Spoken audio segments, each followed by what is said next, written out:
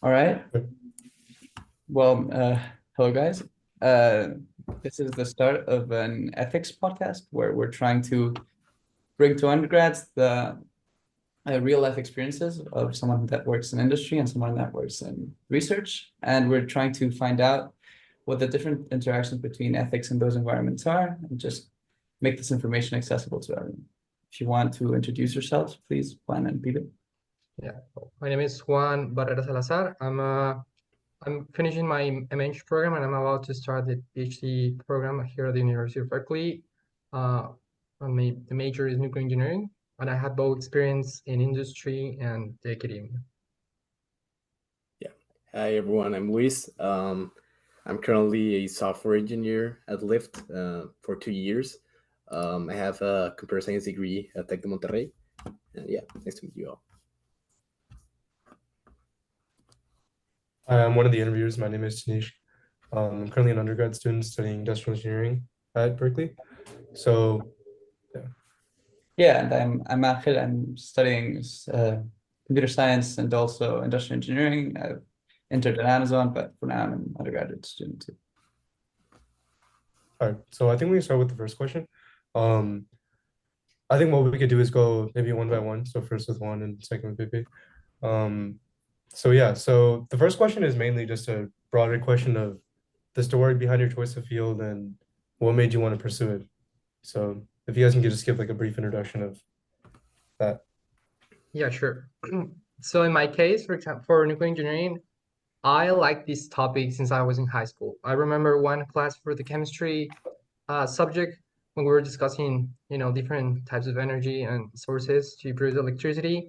And this topic about nuclear came to discussion. And ever since, I had a lot of interest on it. My undergrad, so in Colombia, we had to do a thesis for undergrad. And I did it. My major is in engineering physics for my undergrad. And my thesis, I did it on nuclear energy. And after that, I did a master's in Argentina in nuclear technology, and ever since I have been working in nuclear. So I think it has been kind of quite a process, but yeah, that's kind of how I got into it. Yeah, for me, I think so. I really love complex problems. I really love programming, and when I joined Lyft, they told me about all the issues regarding transportation and regarding like big cities and how to move people to other places. And I really love the mission of the company, and I also really love the challenges. And I think that's something that motivates me like every day. Nice. Well, I really definitely feel like I have an experience similar to Luis, but I think that both of your points of view are going to be very interesting for what we're going to try to discuss. Now I would like to move on a bit onto whether like you want to explain a bit of your what a typical working day is for you, and whether you have any special events or tasks that you deal with. What's your favorite part of the job? Just to get it started. So in my case, that I'm finishing the MH program. Besides some classes that we're taking as some of the requirements for the degree, we also need to execute a capstone project. So basically, I mean, I'm enrolling 13 units for this, no, sorry, in 16 units. Uh, some of them are technical courses, some other are more related with the leadership and, business component of the program. And one last part is related to the execution of a project, which is related to the major that all of us choose. Uh, so yeah, now we're like at the end of the semester. So basically, we're like done with the classes already, kind of. But with the capstone, we have a few deliverables, and then we will be presenting our results in a general scenario for all the others. I think there will be some judges or people reviewing the progress or the results of the projects. And yeah, that's basically the last part of the MH program. Yeah, so on my side right now, I've been working in creating internal tooling for external partners, the company. But a regular day is like I always arrive to the office in the morning, and I have meetings, discussion meetings, technical meetings, and after that, I stay most of the time building those tools I mentioned. And yeah, it's I think my days are like similar like every week. But sometimes we have to go into the field, right? So I used to work on a like like in a section at Lyft that handle rentals. So I had to go to several like rental hubs to talk with the customers and talk with the people that work there, just to get insights of how they use those tools. Um, but yeah, definitely, yeah. I don't know if anyone has a question regarding that or. Um, So just out of curiosity, when you say like go out into the field, do you mean like dealing with the physical rental cars or? Yeah, the physical rental cars. Yeah, because I used to work with a platform that was tied in with rental cars, the company. So I think I went to the hub like 2 times, and basically you go there and like look like into the process in person, and it's like interesting how they use the tool to like all the rental flow, and I don't know, it's interesting like to see like good feedback and also like bad feedback, like to make things better. So. Mhm. Yeah. Okay. So I'm kind of curious to build off of that. Both in for you, Lewis. So from my understanding, you have both like experience in the kind of physical aspect of it, but also in the more software aspect of it. So has it happened in the past where you've had like ethical issues in either of those spaces, or how's that worked out? Um, can you repeat the question, please? Yeah. It's about So hardware and software, right? yeah. So I'm just curious, like, what are some examples of like ethical issues that you've had in both of those spaces in the past in your career? Um, yeah, I think like a few times actually. I think like sometimes, yeah, those kind of experiences, like they're open to anyone, like in the team, so you can volunteer to do those. Um, so yeah, I volunteered like twice for that, and it's been interesting, like learning new stuff. Because yeah, as you mentioned, like I have more of software, like software development background. So yeah. Yeah, that sounds fun. I think that maybe something we should talk about. In my experience, when I was an intern this summer, the main ethical dilemma that we had to deal with most of the time was data privacy and security, because we were dealing with, well, I was in a human resources software team where we had to deal with social security numbers and personal information on the part of the customers. And I would like to know if maybe in Lyft you can find certain similar privacy concerns, and what are the procedures to deal with those kind of security issues in the workplace. Yeah, so now that you mentioned that, so yeah, so we're a value-driven company, and also we depend of like good reputation. So we need to be very careful with the data we store and the data we can show, because yeah, we also manage like SSNs, or we manage like driver's license numbers, personal information of the user. So it's like critical, like to have like good security on that and don't display that kind of information to the public. Um, but yeah, one example I can give is like talking in like in a work environment ethics. One example is like what happens if you have a bad Lyft ride, and I want to look into that information and do something about it.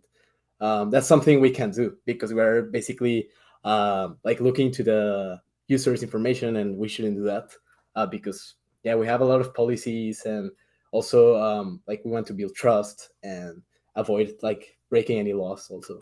Um, yeah.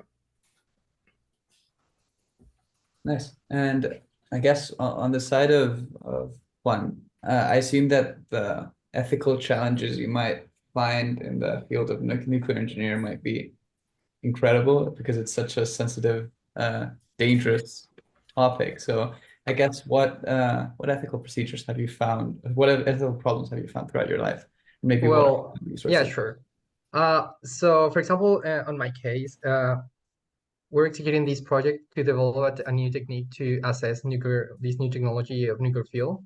But we like recently we got this unexpected result, and one of the ethical aspects of it is like for the purpose of a project, and if you want to accomplish a goal, you can fake it data to make it work to for for project for the objective.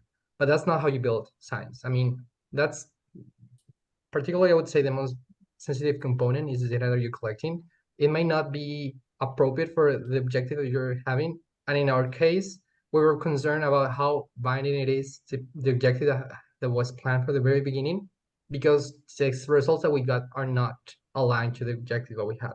So if it was really binding, then that will mean that we will be failing our project because we're not accomplishing the goal that was proposed. But thankfully, for the sake of science, it doesn't matter. Whenever you try to answer a question, you arise to new questions. So yeah, you don't.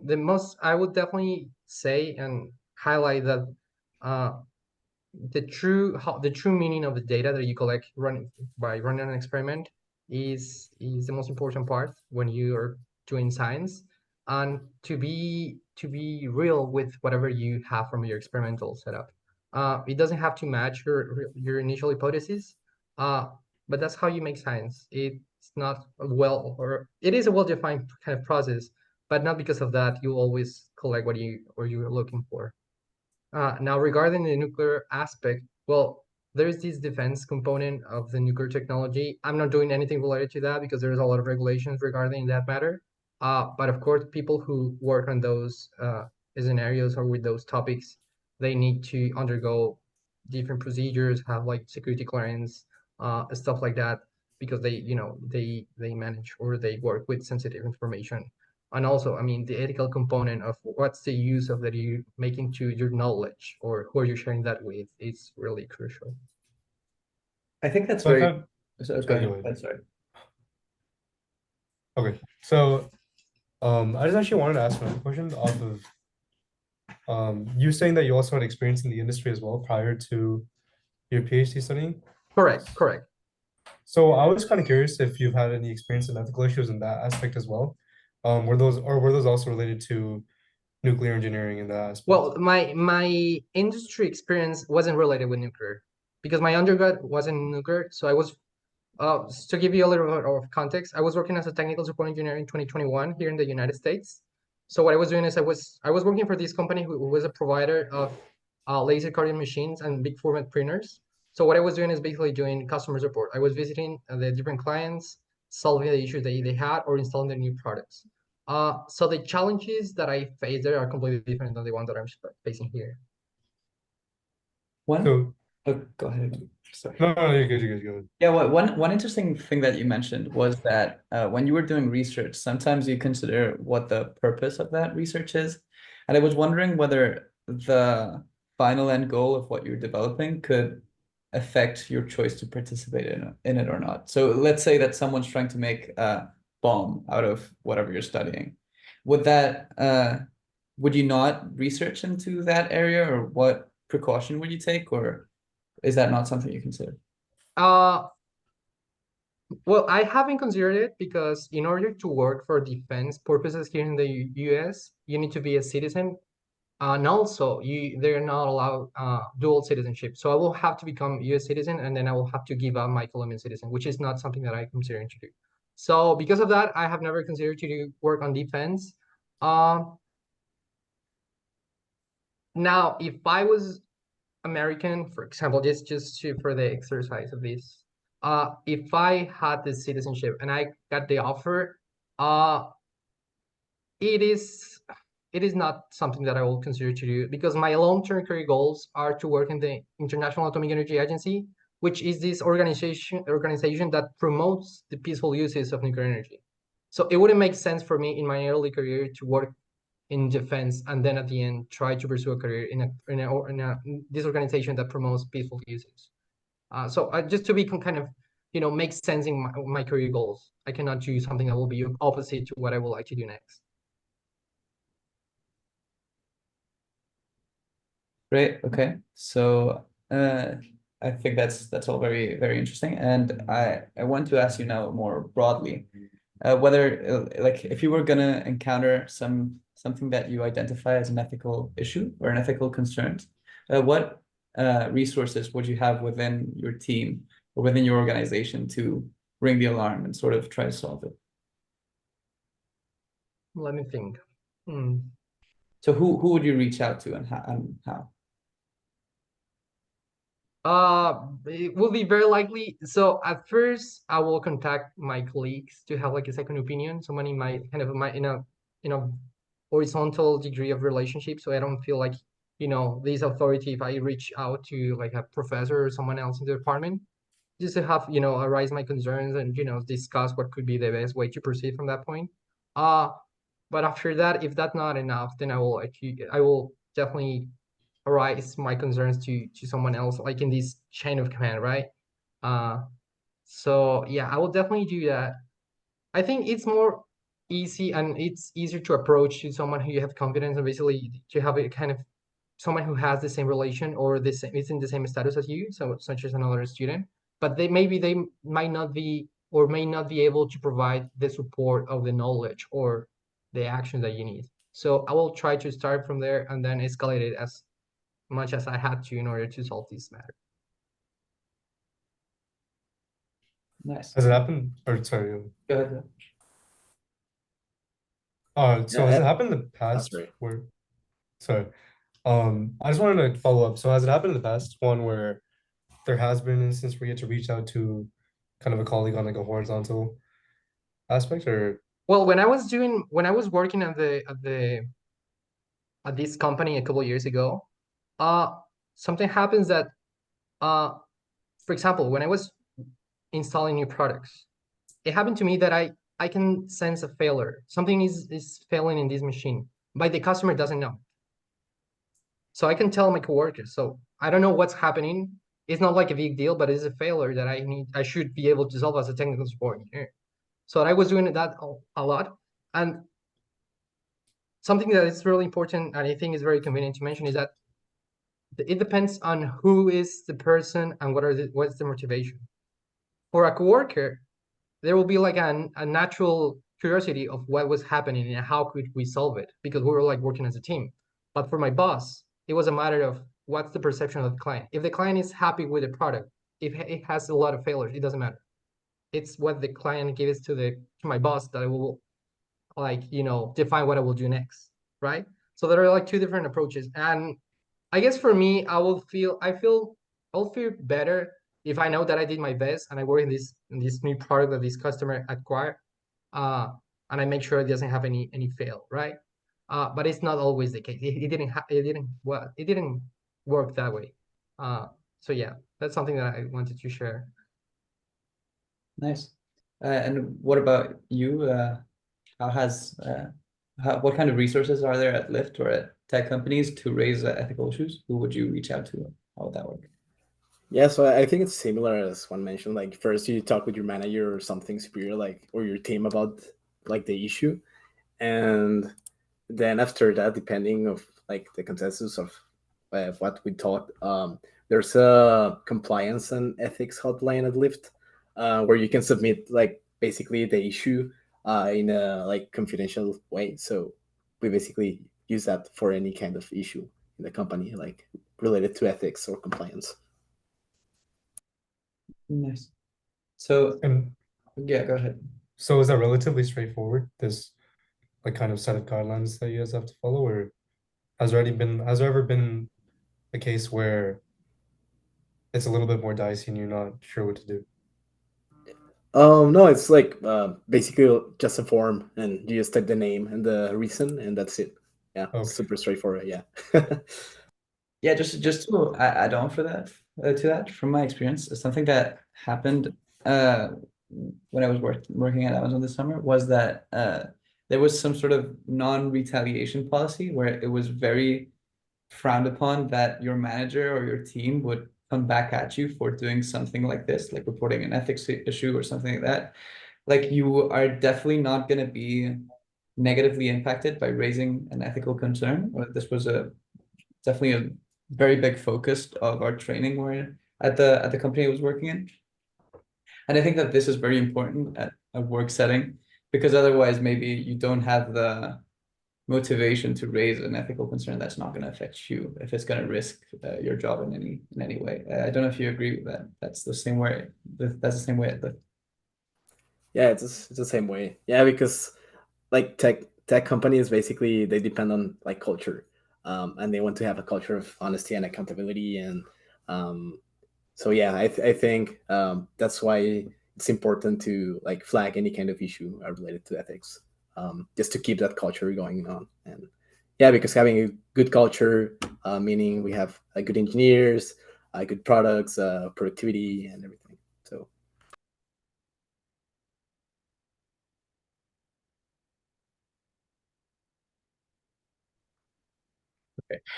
I thought that Denise was going to speak. Sorry about that. Maybe what next question I had prepared is related to what problems you see with the system that you've been working in. What other resources would you like to see? What downfalls do you think there might be, and what situations do you think that you wouldn't be comfortable? Is there something you would change about the current state of the system that you've been involved in? It's an open for both, right? Yeah. Yeah. So for me, in my case, because of how sensitive it is, the information related with nuclear matters, there's a lot of positions open here in the US that require security clearance, or they require the applicants to be citizens. So because of that, I would say it's a really kind of difficult career to pursue. It's not as easy to land a job as in other fields. And that it wasn't my it was if that was in my capacity, I will definitely like to change it. I know, for example, the DOE has a list of countries that are historical collaborators in nuclear aspects to the US, which people from those countries are really easy. It's easier to process to hire them. Colombia, which is my case, is not part of the list. So unfortunately, for me, I always have to undergo additional processes regarding hiring or admission to these different spaces of this discipline. So if that wasn't me, I will definitely try to change it. Or it is something that has been like an obstacle for to pursuing a career in this industry.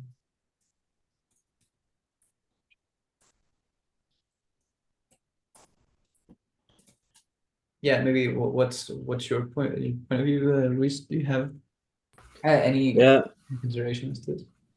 yeah. For me, to be honest, I wouldn't change like anything at Lyft about the code of business conduct and ethics, because I think it's pretty solid. I think the culture and the accountability and the honesty like of everyone at the company, I don't know, I think it's pretty solid. I know like in every company like there's someone leaking something, and it seemed like impossible to know, but I think it's like I think with the straightforward hotline that we have, I think also we have like a lot of resources, a lot of trainings, and a lot of like meetings regarding this. So I think yeah, we have a lot of information. I think the only job for us is like use that information to improve the culture of the company and improve the ethics. I want to follow up on that. Regarding that information and the way it's portrayed to maybe new hires or I don't know, whoever comes into the company, do you think that the ethical conduct that you have to abide by working at Lyft uh, is clearly told to new employees, and is it easy to understand? And would you improve something as to the trainings or how the information is portrayed? No, it's easy to understand. Like they have a lot of like courses, interactive courses, and they're repeating like everything like every time. So I think that's why makes it easy to remember and to apply it. So yeah, I think that the information is portrayed in a good way. I think mainly the courses they gave us that is like they're so interactive. So I think that's helpful a lot. And perhaps maybe just to take Juan's point of view, how is the ethical codes, the ethical rules that you have to follow, how are these conveyed to PhD students, or how do people know what constitutes a code of ethics violation in an academic setting? Oh, that's a really tough question, or an important question as well.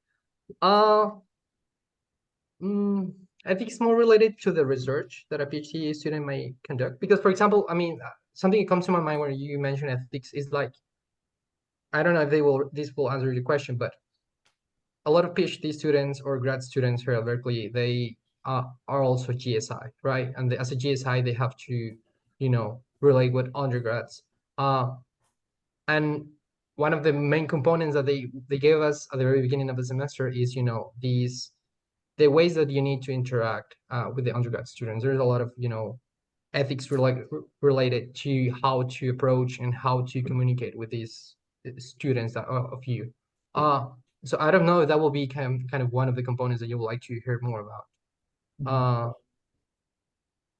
Regarding research, let me think.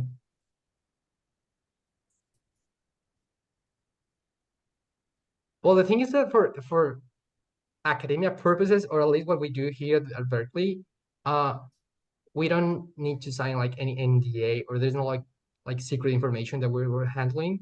So as long as it is true, it's not fake data that we're providing. It is kind of, I would say that's probably the most important part of the research that we're doing, or the result of any research that we could conduct. Let me think. Can you rephrase it again, like the question? Like the main. I mean, I think that you're already kind of answering what I Okay. wanted. But my question was related to how do people know what the ethical code they have to follow is? As in, if I move, for example, from Spain and I've never done research in my life and I start a PhD, how could I identify what an ethical issue is? How can I identify what a risky situation is? Okay, for example, for the lab work, they will give you a training, and in the training, they will give you those components. How do you proceed for the non-technical aspects of your research? For more like ethicals, how do you, if there are like some scenarios in which you're related with the relation with a person is not, it's not like it's being beyond professional, it's like touching other aspects and how to solve those situations. All those components are provided in the training. Great. I actually had a question for Louis. So I know that you said that your code of conduct is relatively straightforward and easy to understand, but this is more of a hypothetical situation. So obviously with like self-driving cars coming up, I'm sure that in due time that it'll start to come to kind of like a business such as Lyft. So what kind of resources and ethical code of conducts would you want to see in Lyft in a time where like self-driving cars start to come around for like these kind of rental services? Okay, so if let me just repeat the question just to see if I understand. So what you're asking, like what kind of info, or like if I would like to have more information regarding a certain topic, like in our documentation, for example, or something like that, or Yeah, I so don't kind know. of like Yeah. when self-driving cars come to the rental service businesses, how do you think the business should go about kind of responding to these data privacy issues, especially with like, I'm sure that with like this kind of software, there'd be a lot more data that comes into play.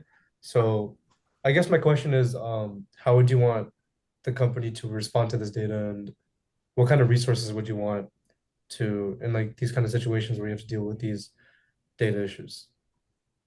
Yeah, I think like more like for example, something I've seen is that we have a lot of information about drivers and riders, not about rentals. So having like more information about how like the rental process or tools that we can use to report any incidents or data breach, or I think that would be great to have.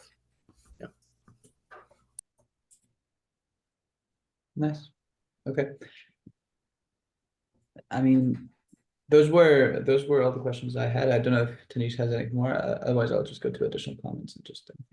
Um, yeah, no, I think those are all my Yeah, questions. so I guess we can finish off with both of you giving some closing views on, like, if you were an undergrad and didn't know the role of ethics in the workplace or in research, maybe what's something that you would have liked to know, or I don't know, just any final comments you have. Well, I would definitely say that the role of ethics regarding research is really related with whatever results you get in whatever experiment or research you're conducting. Sometimes, and actually I would say most of the times, we don't get the results that we want, but not because of that the results are not useful. So there might be scenarios in which we are constrained because of a specific objective of a project, but not because of that. There should be changes on the way the research has been approached. So now, just to put it into context with the part of ethical, I would think that the biggest threat from an ethical aspect is to fake data regarding our research. And I would definitely encourage or say that it's not obviously it's not the way to proceed. But that unexpected data that you may collect may be useful for another parts of the research. So it's something that I would like for people to keep in mind. Yeah, on the industry side, I have a final comment. I think something that has helped me like a lot, like while doing my work and following like everything regarding code of conduct and ethics. It's like common sense, you know. Like if it feels and looks bad, don't do it. Also, if you have questions, just ask like managers, and I think it's the most helpful thing you can do. Well, thank you very much to both of you. I think that this is going to be very, very interesting watch for whoever is interested in pursuing a career in any engineering field, wants to know a bit more about ethics.